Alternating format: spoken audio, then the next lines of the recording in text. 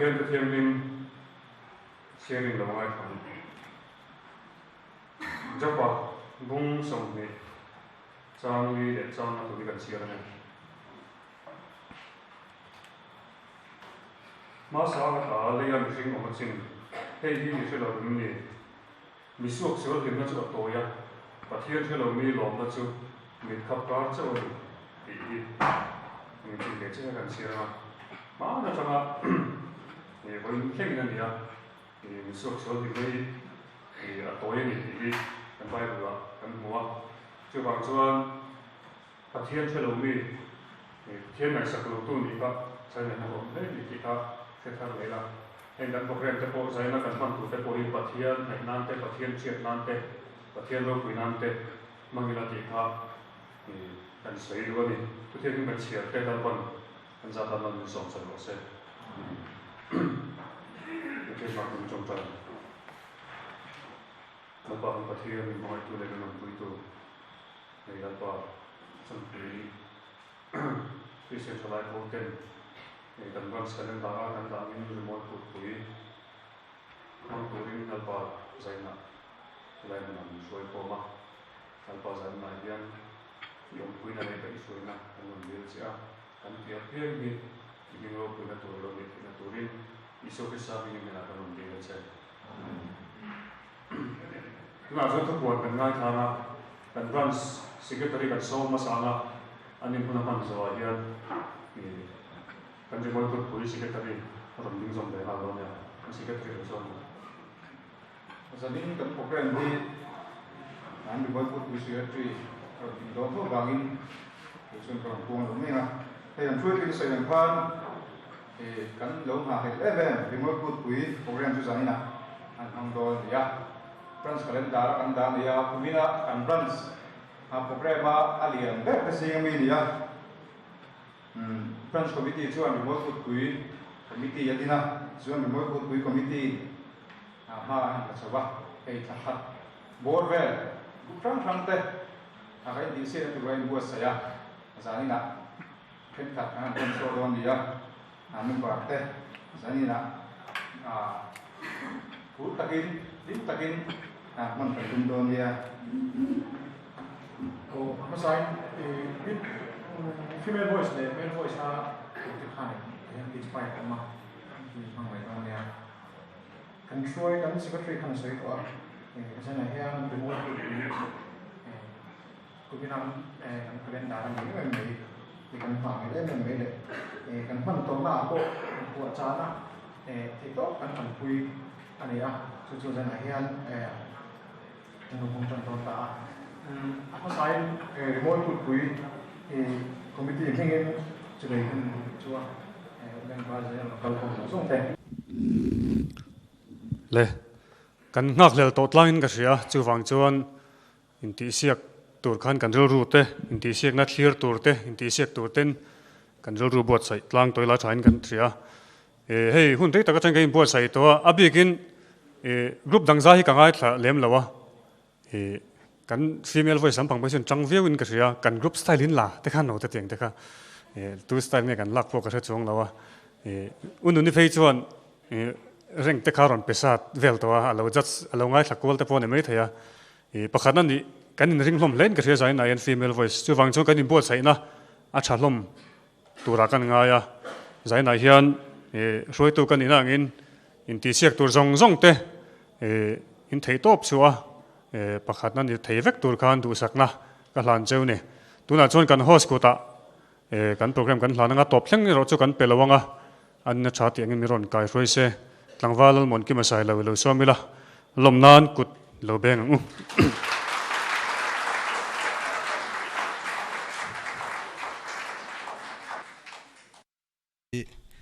zanina hunrei taka tanga kan lo thlir lok to kan nga hlel em remote Kutpui kan tran don ani a member kal po kan tha viewing ka ria kan ngai poi mo hloma alom om ka tia zanin hi abik takin katan hian a special azolin ka ria in ria tangin Chawnpuia kumin ba ki kanom don lova chumi ni wang chuanin zanin hi remote Kutpui Chawnpuia ka host masak ber le ato ber ani ngal don ani mela chuwang jong katan hlu em ania han ngai tua chian phei chuan lung te po chede rum in ka ria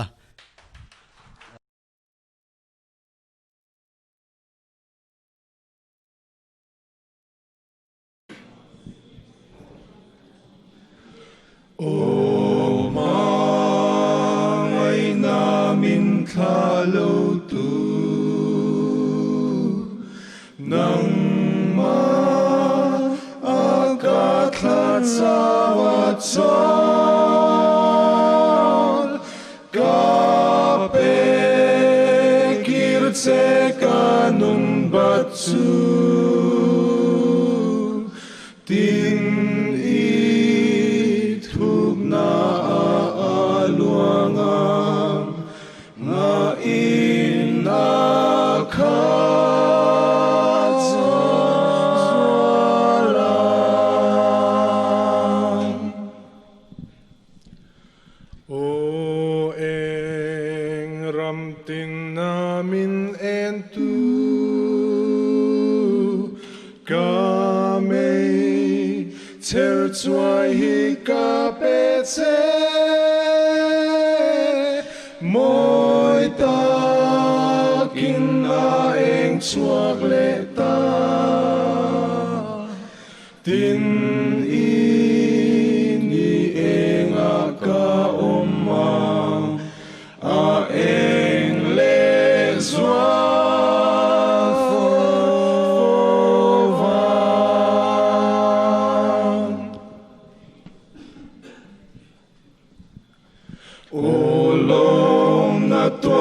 min zong tu thin lung ka khanan lo vang che kodur chim ba za mangin she om ma I thu tiam ka shia tra lo tu ra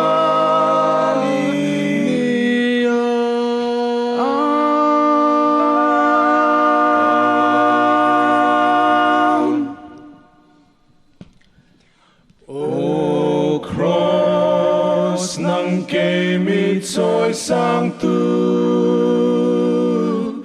katlan sangam top lo vang che kapu mang dam lai ro pui na leipang para tro chua kang chu kum khonung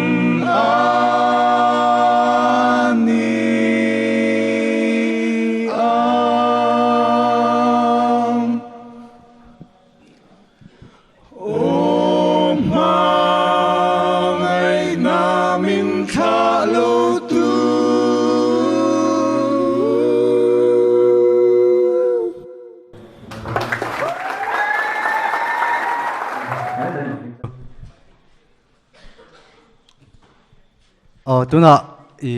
comment turin purichata som halang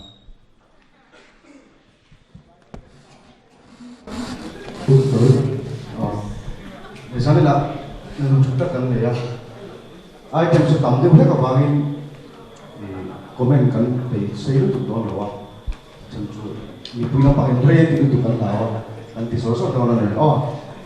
aku ikan naik saya, ingat tension kan dia boleh kan, insai kan, bulan mau lawa, dia boleh kan nges sulit kalau tinggal naik cencu lawa, ane ini coba nges suatu kan, apa waktu itu ya boleh. Saint Margaret, Reverend D. Johnson, Joe Sapia. Ya apa waktu? Saint Margaret.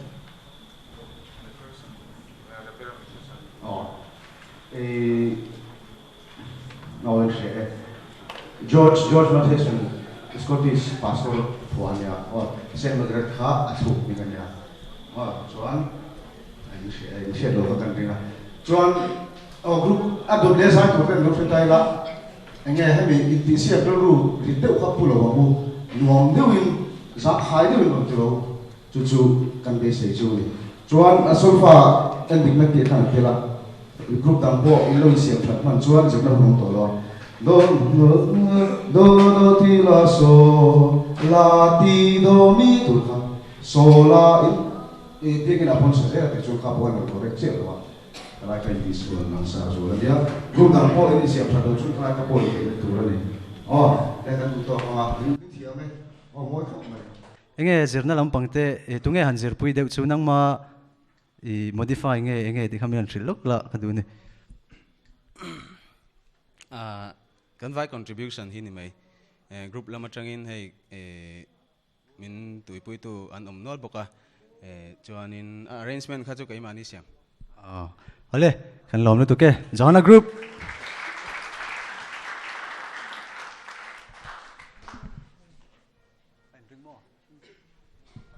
ale tuna chuan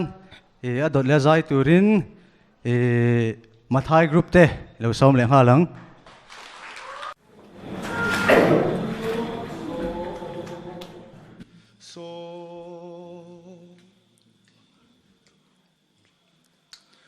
ô ma ngày na min tha lâu tu nang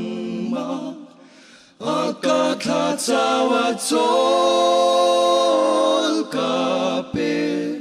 kir che ka nun ba chu tin i thuk na a luangang nga in na kha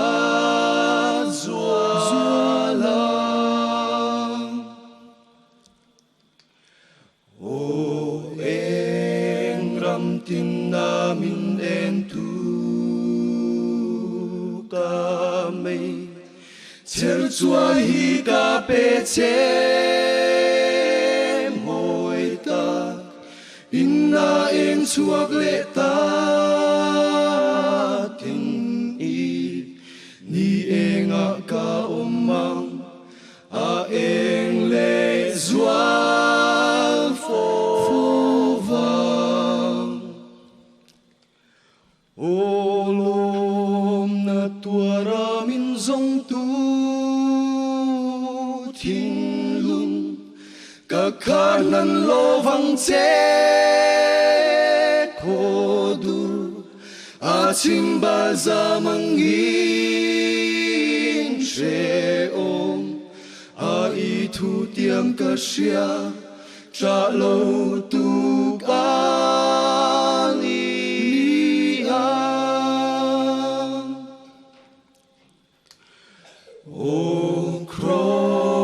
nang cây mi trôi sang tu ca tan sân ngâm top lô vắng che ca phum ang đâm lai rô pui na lê băng para trâu chua căng chu cùng khó nun na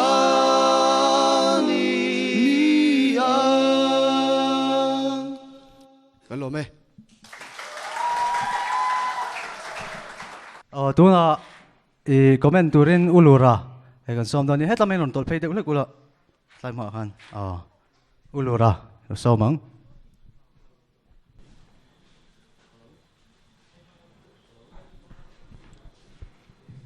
hello kan zai thiam vele mo khai chang len box ya voi za vel ngen lain jira voi som vel zan mo ji voi som pa bor vel ne ji tam ka ri ri vai lo ai man da na te zai thiam ko pa ya la ul ai lo top mai ti siana na kan ma he in zai shum shum ka tiang ngai sa tai la adik lo na zong ni bia lo tai la moi ya min ka sia ma lo chu adik lo na kha khan zong ve ri box ya ka doi chuanin fi ron riam te ma sa ko kha di tho ba fi a khot rong kal tur kha tina na ting tang lo bet tai la kha mi na a zu khot lo tur a zu khot mu lo tur ang chi te hemi apport a sol apport ni si ma se zu bentai la azu disintegrating tu si lo chi te shina katiang kha kan film kurata chuba ka chuanin a sol fa di ka chuanin a thadam viawa chuba ka tha ka ti le chu mi zo ni ron chu ron ti te kha an diang chi te ti na all cross nang ki zo san tu an ti te kha moi dang lam te wa ni vì什么？他有些做饼干，那买他怎么来呀？那老片就啥，就上水人啥，GBB 来两百多份，他点破分那他当你个人啊，你就别为啊。chuan thil pakhat chi kan zot lenga hetlai mathai group conductor hi it zaidan style te hi moi ka ti khop moya hi enge karate thiam te hian na pui deuh chem pui lo akina kata kan ti dun dan ni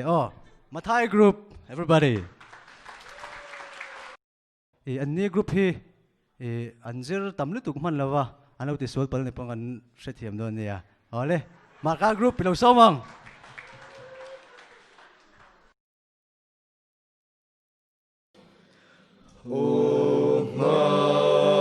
ngai na min tha lo tu nang ma ka tha chawa cho ka pe ki che ka nun ba chu tin ni thuk na luang nga ina ka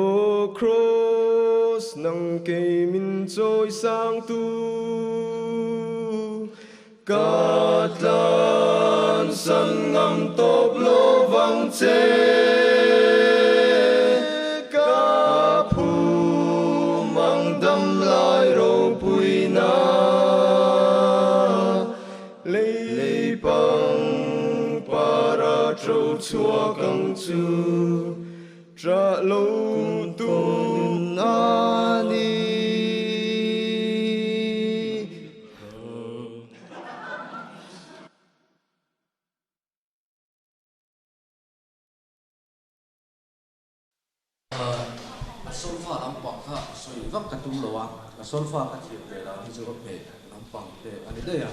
tin ari dik le dik lo kha ya kha anu soi do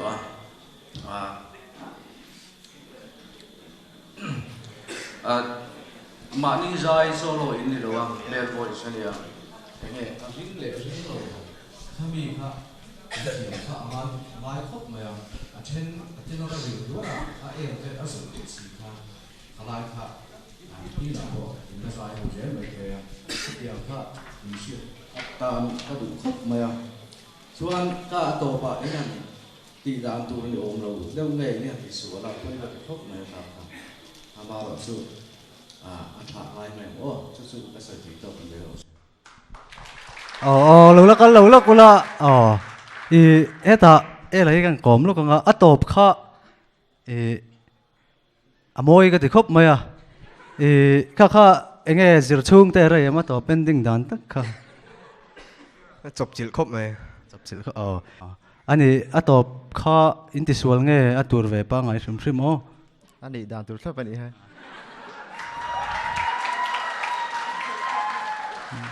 alo mà mẹ marka group te han zwain ko di beng le lang ole mel voice a top nan tuna luka group te hello som le ha lang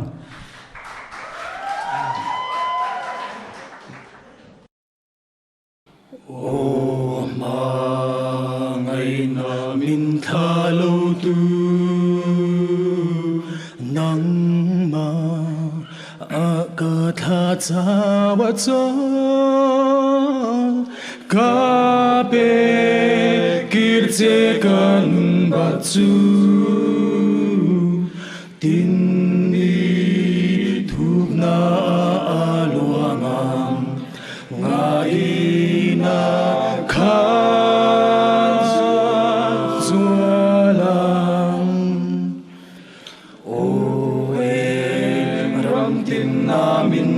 tu ca mê chờ chùa hi ca bê chế môi ta kinh na em chuộc lệ ta tin ni nga ca mang a em lệ xóa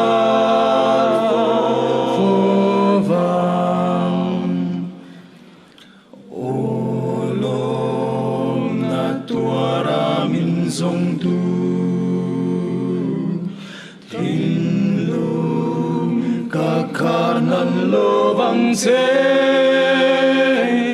khó đưa ra chim ba ra mang in xe ô mai thun tiêm cả xia cha lâu tu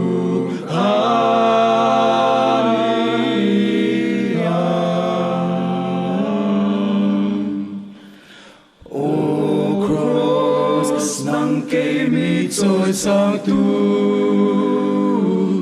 cát la sân ngầm top lo vang xe cát pu mang đâm lại đầu quỳ na lấy băng para trâu chua căng su cùng khó luôn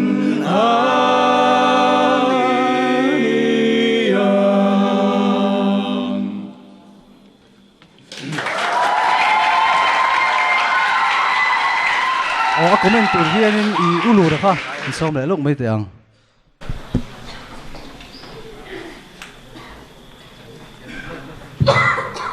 thiam le rin ain as a vai mai khan nang mani chau ni lo khan an soi tai la kan facial expression de la kan wangam sa na nuam ti phela zai la tam lo riu ma ya chu wang chuan in ti siak le pek kan na ya chuan ngam sa rin ti la chu mi ngam sa tu chuan in a thu te po kan thiam ve nga ya a sofa te po kan ne so ve nga ya item kan nei ta rau rau ni chuan a khoma kan zir thei lo lai hian in mani point in zir thei tu kan ni bathroom ate bunguna te ikhan a sofa khalo en tawla in ri lu tha khan ti tawla a thu pe lo ti tawla ti khan ti khom lo la ini siapa ni kan pecah cucu, boy mau memang. Din, kalau nggak saya kan ni bahagian adik lo lah kalau misal, memang tu mai pokha, abiasa ni mau tenor, alto, alang sah, memang cuma cuci ni songai, kebiasa asang dia ni juga setiap lo kan sebab mai kan, din asal fahih harap kimsi mah, cái bây giờ cái pha bút thuộc lâu đấy về mỗi cái để trong quạt cũng lâu sẽ là màเราtu đàn nam trong tay là anh về trong kia cái tỷ lệ nghe tôiมีsố khó tại chọn anh đi thật tam bùi mấy người kia khai đến cái dữ liệu thì lâu tâm tam bùi này lâu lúc là in group hi in common lâu riêng cái gì anh em riêng hi nên zai thằng ông chun hi zorin pui hi đấy mấy cái gì hết ta chung pui hi càng còm lúc ngã anh thấy cái trứng nghe zai làm hi in zuan lu đấy rồi kami quiz khan in cái lâu mail riết to chứ kami trăng khan in zai làm hi in thắc đấy thut tí nam mi nghe thắc đấy thut xuống rồi tí vậy tí zai cái tuy về xem xem mà acha ole lúc cái group thế có tiếng zai in bè ngang lo tu na chuan marka group female voice te zai turin lo sau mang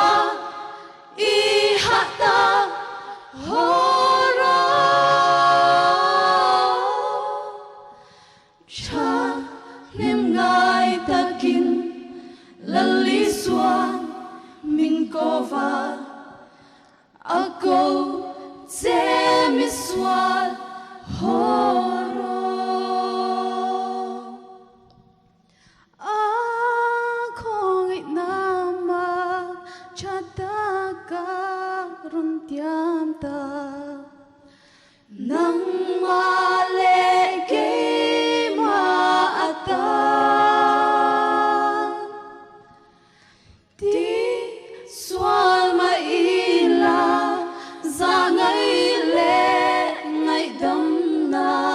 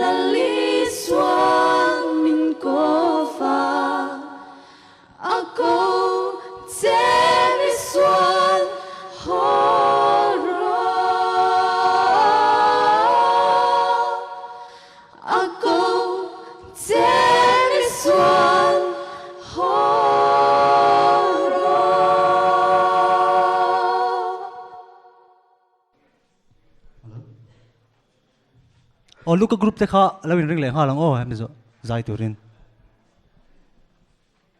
Doing the next step level on the moment. Telling Rimawi in king man. E draw. Chuan is an king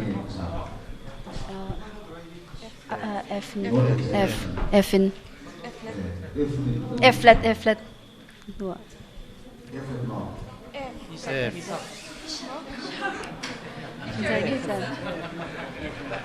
F not kadin kan sang Oh, not that. E X san. E X F N san. Chuan E sir touch with the whole draw.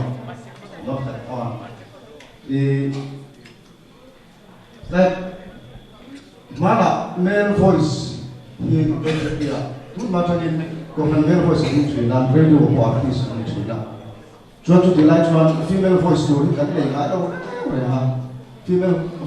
female voice that be party can silent let's remember. Which hot one female voice that has come up. Do not hear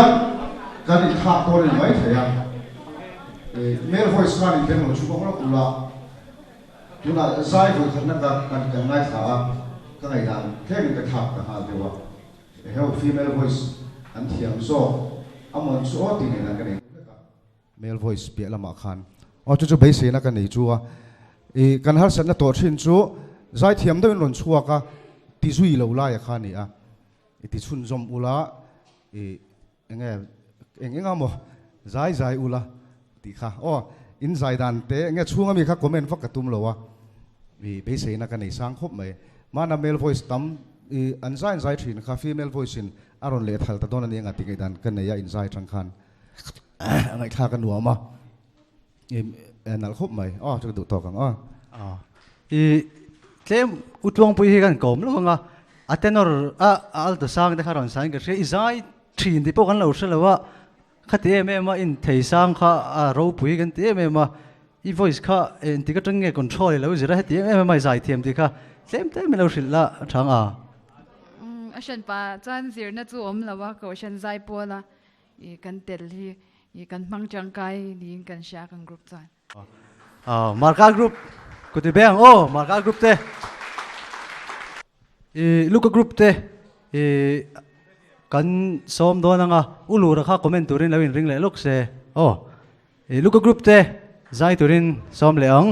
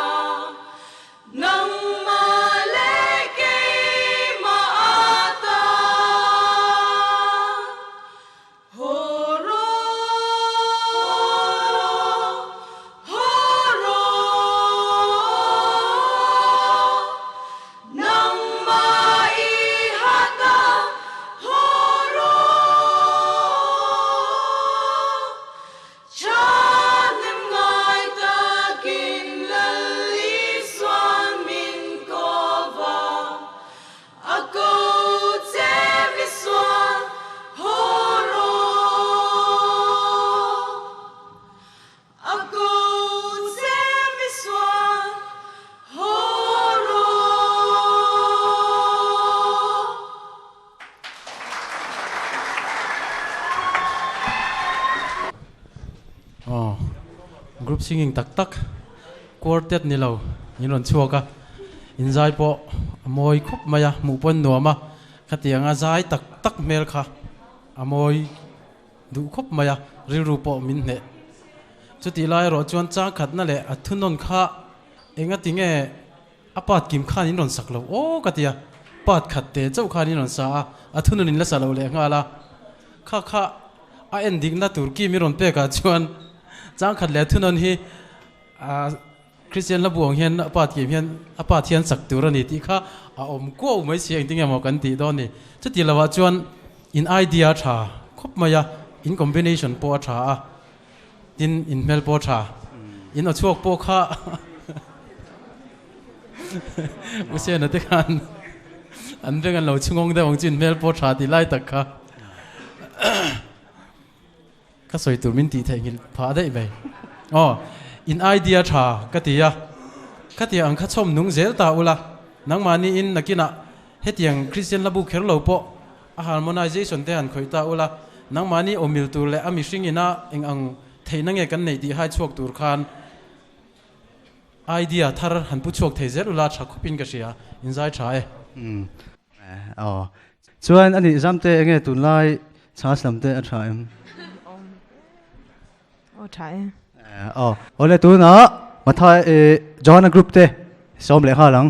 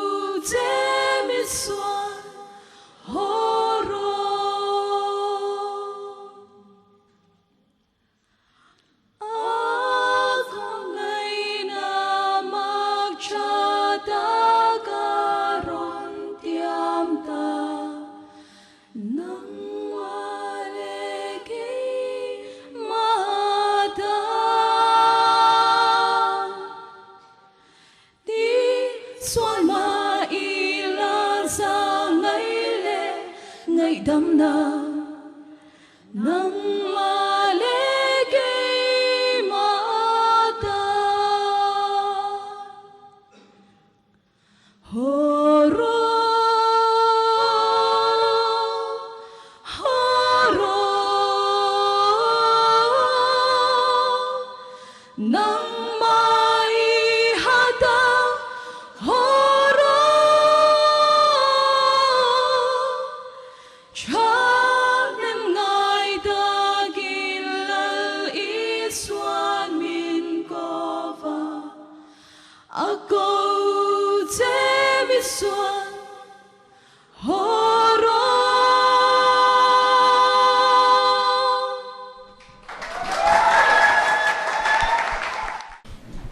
zanin chu in thiam hlom hle mai kha masa in thiam tulamoti mai turania main son khop hlom mai kan veng mai chia te fakom hlom khop mai zalina kalau ui deuh pakhat chu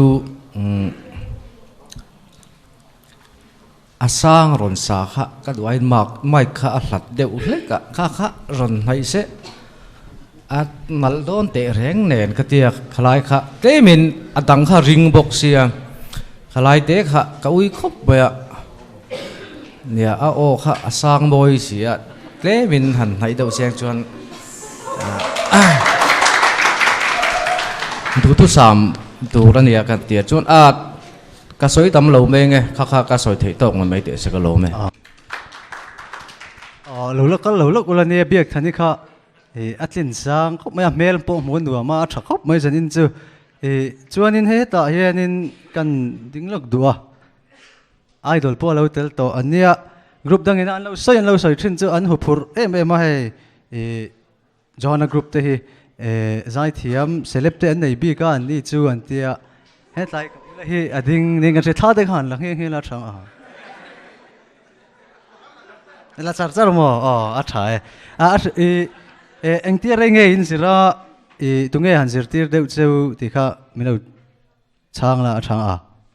kan sir na sako me mo hurin moyan min sir tira tir lama khan chana top lama hian boyan na ron tui thar le hurin moyan mo sir tir thin cheu a tha hurin moya ku chuak te an thiam khop mai le an zawai ko dim beng le te ang ole tuna chuan female voice a top berna atan mathai group te lo som leang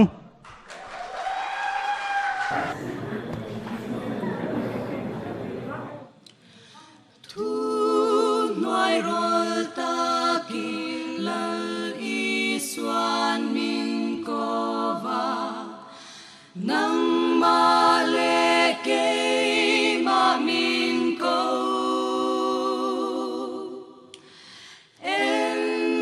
van kong ka atuna min ngake nang maleke ma min nga horo horo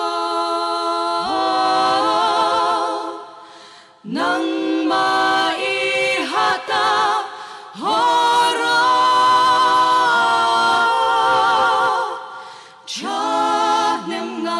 takin lal iswan min kova ako semiswan horo iswan min soma engange kan hoisan nang maleke ma min so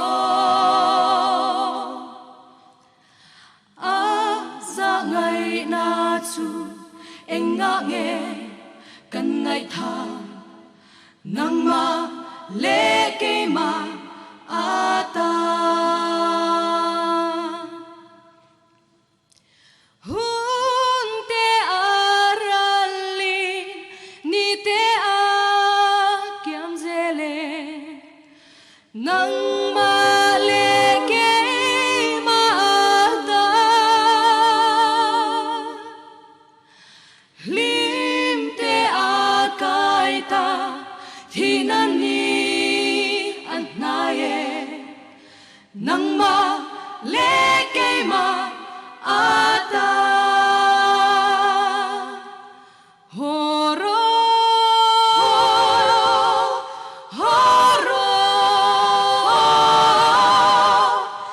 nangma ihada hora cha nem ngai ta ki lali swan min kova ako se mi swan hora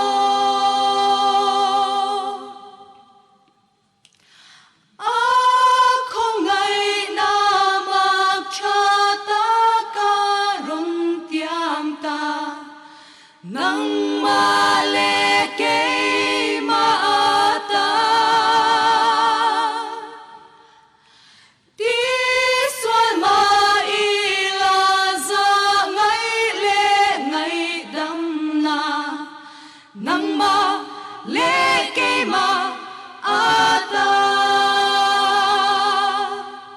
horo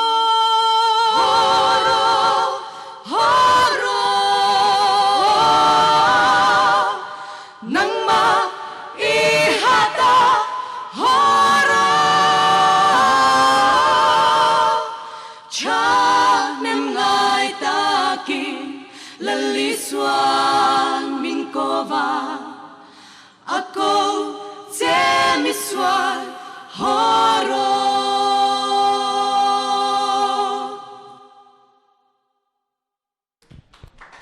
Puro chama soidu nei mo Oh inside here me oh ka comment zel to lo me ga inside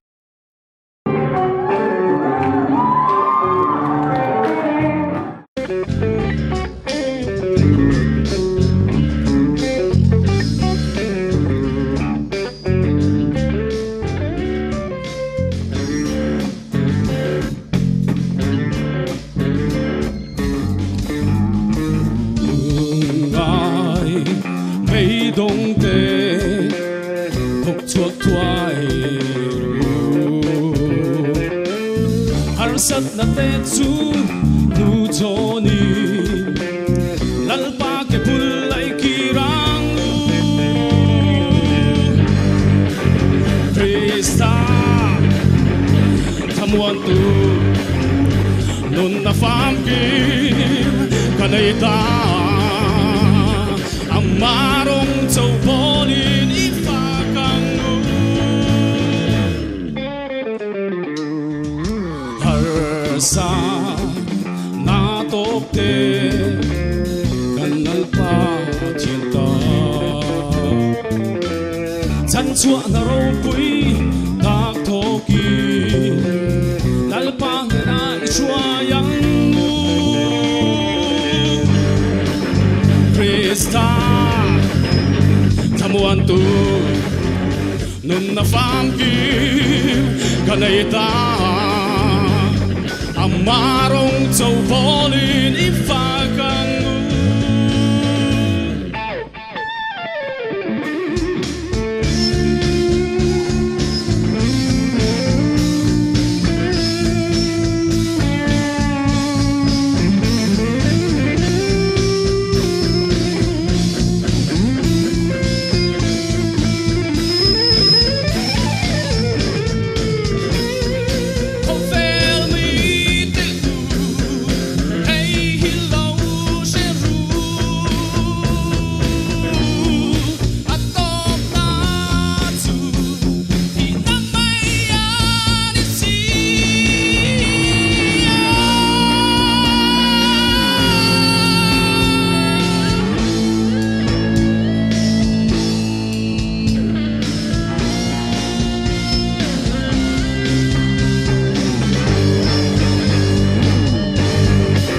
Krista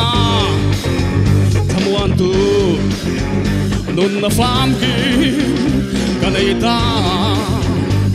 Amarong châu polin ifakang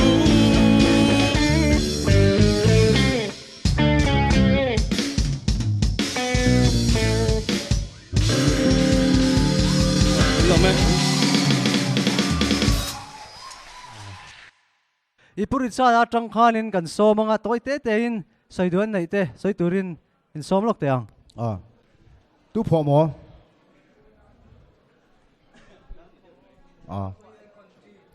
country mo ne hlap in mani hla point sa a hla dang atang alo te don ha te ate ngai na lo om ate ngai na om lo wa in hla phuani mi o wang khan transition nei thakop maya chuan music chord progression pot atha at musician tha hlang deuh hlek om khom ni boka riata e kan sound management hi tela e kan main sound ai ma hian monitor sound na khak kan hema ma athira har khop maya atira han drums kha chang khat na vel nge tira han zoi khop maya e aron ne phalo de hleka chu enge kan throi tu te hian sound checking minute khat vel an ti tel lem lowa maro chu group danga kha nge chan san pedon nge ka chuang lowa e inon ti ngal top a khana tira han music phui de hlek khalo ma chulai chu kan lo chin che a chuan a to ba han off beat music en ron tia man thiam chuan na lutu kan ya ma se off beat music en man kha a phel lek lek en samai thaya khalai kha u nga ka po ala powerful tha e ne hi zai zel selangin kan ue me phoi tu ni a thiam khop mai anala e tin e KTP member a musician thalang de hlek om khomin ni mai thei in ni lo mai thei boka e top lo ula in top ringo chuan he beat contest hi a hlotling chun zom don lo ani tihan enga mote phua chun zom le ula ting chun zom ula chu hlotlin na tunin ka hria in thiam khop mai nga inom khop mai e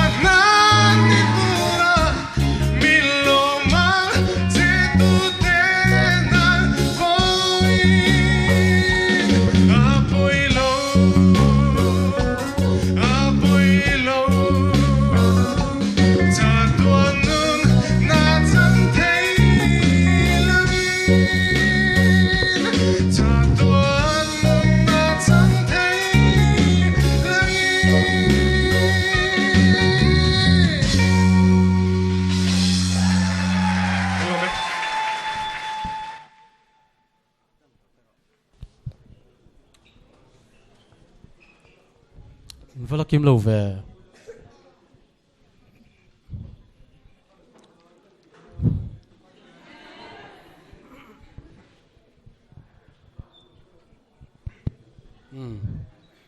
in thiam tu ru buru lẽ mày à tí sát in ang chat in anh này bốc à in zir zong zong ra in lá sẽ thấy em in music at chỉ kim cha keyboard oma đang tu soi zel lo mày ang nang mà đi ai chỉ kim hin lo mà em cái tiệc cái ngày tua lo mấy thấy bốc à in tí cha lẽ mày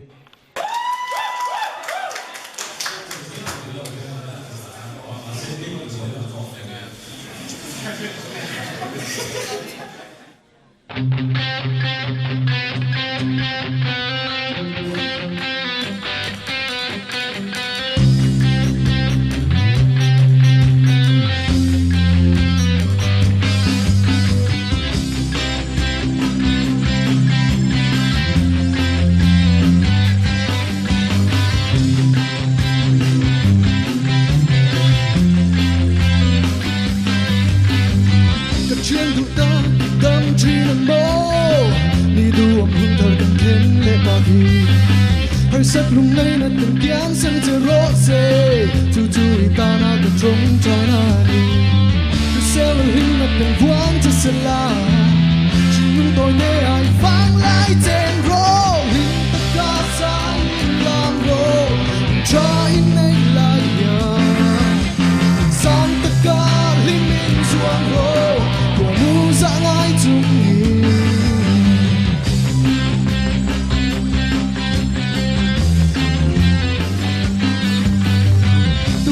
tu ta nung chuyên mà la tu lâu ta na đừng hôn na thiên hà chúng nung tờ xia mới dỗ tu chú thi riêng vì tôi cùng tu thân mà chú mang trang chơi hơi sắc nung ngay na từng tiếng sân chưa sân la chúng nung tôi tê ai vang lại trên rô tất cả giá in làm rô cho in này lại nhà sang tất cả liên minh ruộng rô dạng ai chung nhìn linh tất cả giá in làm rô cho in này lại nhà sang tất cả liên minh ruộng rô của nu dạng ai chung nhìn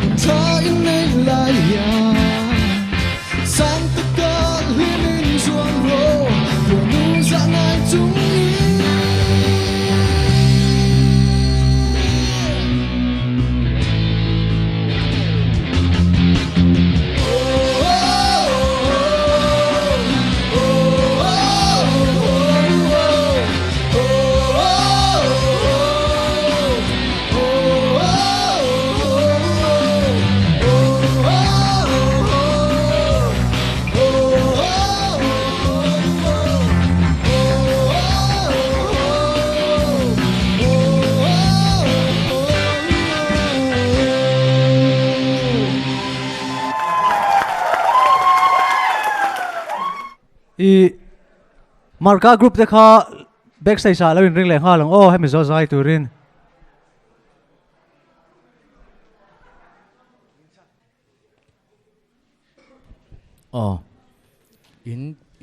in van thiam em vet eng tin nge tu na mi kha tu na hla kha nang mani siam nge mi hla ta shemi ngai lo wa mi hla a chu nia ma chu a zong zong chung ang ko pi lo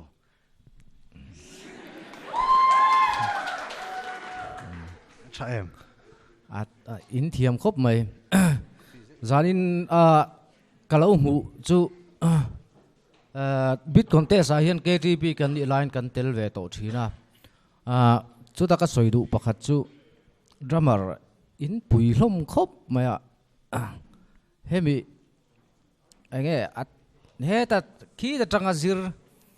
zir thiam sa ang mai khati ang vek khan inon vua atu te po khan chu wain kha ke ni hun lai chuan ti thei tong ta khan an vua chuan kha drama ra khan main son katia kha ka lom pui khop mai chawa chuan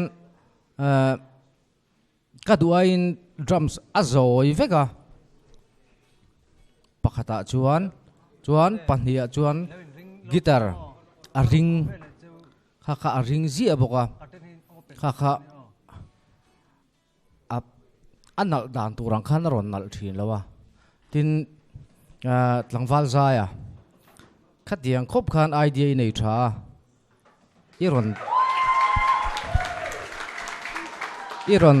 iron tinal ma kha ka duain azoya helama tang chuan kha ring deuh hleka hangai thak chu ka chak khop maya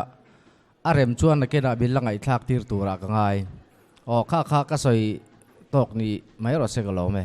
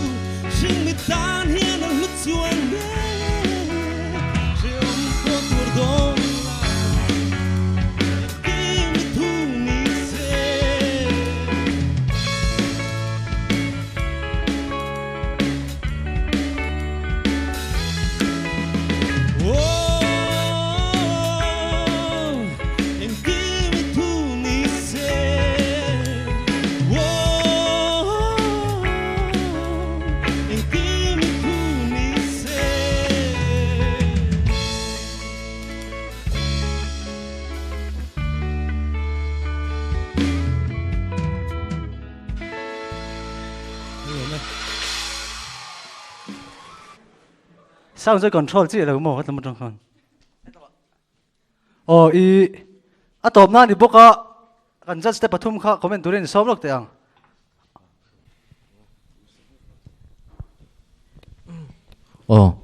drums ka ring lo ka te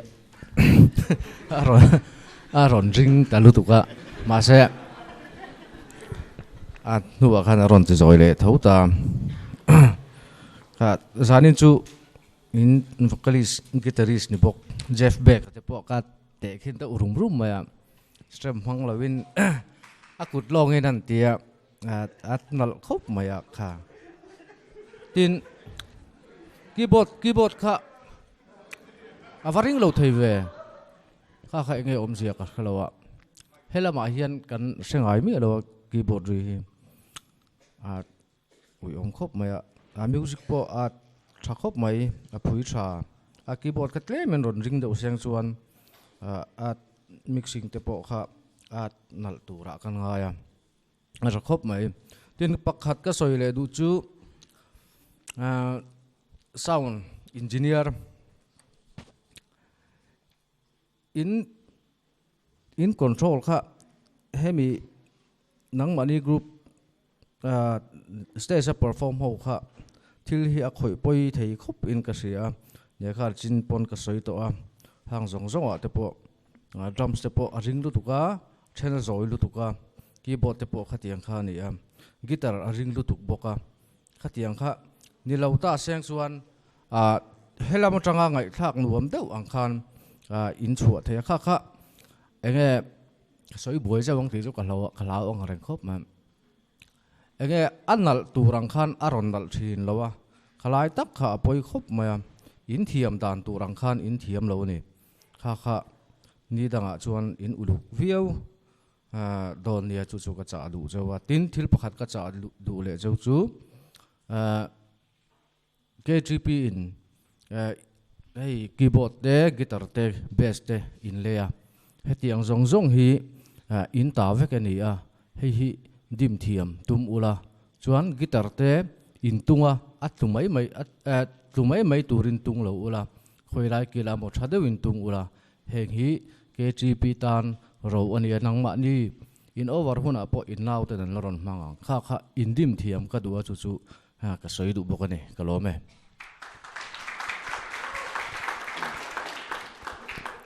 thiam hle mai pui tia boka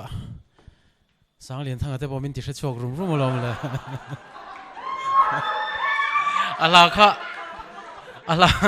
ala kha tu than nge nong mani phua sang lian thang a bok he ni me nang mani tai phan dila tuna in rong kal dan dep pa khanin ain me thakop maya a bit contest lo ang devin special item ang ponita sela amoi viem ka sia khai khana drums kha zoi shat ta phaise chuanin benga fale jol mai theye pucha ta hin soi tu rong ang hello nang mani chungchang ka soi vak don lawa dru pui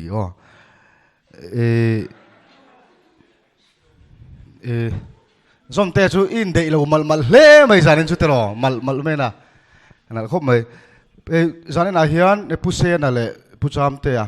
komina KTP over dona an ni thla na hun KTP a enga thu ka ron soi thei to lem lowa an ni pola tong kam khat han nei tel kan duwa tuna ka thul soi tur hi an ni pol ni selangin bit contest kan ti san hi in theve kanga example kan pelok kanga mania dorpui veng thar kan thien panen kanin muwa bit contest musician kan nei lo em a engte kan tiang tin ngai tu nan senga chu beat contest an huai hotta beat contest huai hotta kum khat chau top kha alo chi lo wan ti chu an experience ani a zonin kum thum kan nei ti chuan musician kan chuak ya ti tuna chuan dor pui veng thar khi musician thadeu deu mizoram pum hu pa thadeu deu khom nan ni chu atakin kan huwa chuan pui branch KTP pon he music khi kan pathian rong bol nan kan mang du kan promote du ni chuan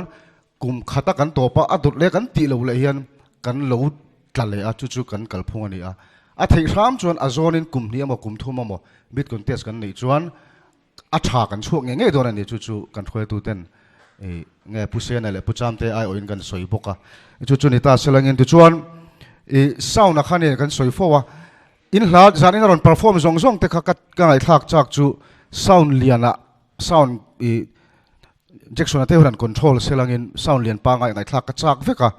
kan soyang khan monitor sound kan ta na ring zo ka a main sound khan min khami in pola han kan ngai thata just ta ngai thak kha thiam har khop maya chulai chu kan ngai thak dani maro chu zanina mason na oma sound control ngai vak lo te sound management sound control ta ending na ke non da chu te na chu kan thiam tho ani tu sam kan soi ve khani maya in ti tha a report al tlang puya chu in za in band perform reng kha sound liana thate wangai thak achak oma chu mason la omin ka ria ti chuan chon pui brand sa hian band pathum vel tal thatak tak chuak turin in tel khom angu female voice te male voice tiang hi chu tiana inform thei mai a ben ataka hi kan chuak lo rei to lu tu ka chulai chu tuna kan beat contest in ra tharon chua selangin group khata team khata mi zong zong kha in tivek thelo ni pon tuna ron perform zong zong khan atui fal de ule ampan theitlang de music lama kal fal thei de khamin khal fala ben pani mo pathuma mo thadeu in cml chu chu hlotlina tunin ka hria chu kan khua tu te pon kha han rem khom thiam kha an ti thiam ka renga chula chu avei omin ka hria chuan izanina hei hun thadeu ke ni thian pathum min pe a KTP kan lungal leng em a hun rem chang kan khoi tu te min siam saka kan lom le a kan thu soya te kan comment dana te veng sum kan ni wangin kan soina du lem lowa min du khop lo mai theya chula chu min hre thiam kan be se ya maro chu ma son na oma in thil ti zong zonga in ti tha a ara kan seng do na pathian ro puinan kan theina hlan zel turin kan som chu chu pusian ale pucham te a ka thanan kan soilang ve ni chu kalome ka ku ta hian result la to a kan puang do ni chum himain trong kam ni khat lek kan soi du chu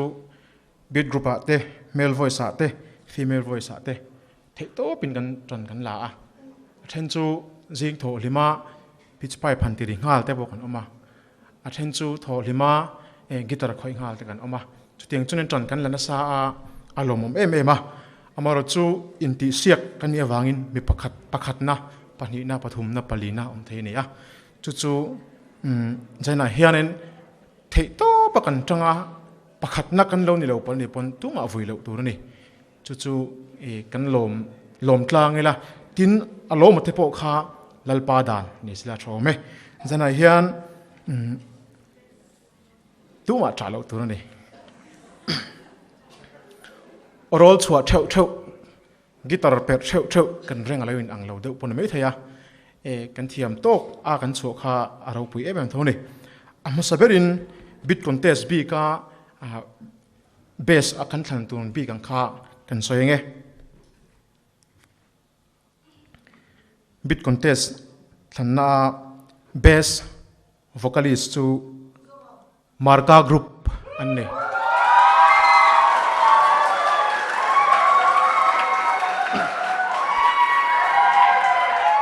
tikhan a group in kan soi phutani o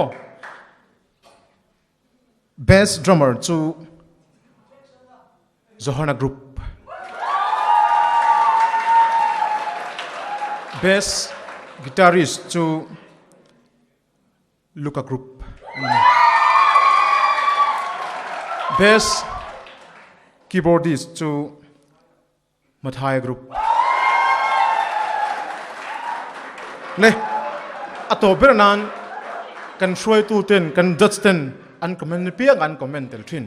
ma son na kan ngai em na sound engineer a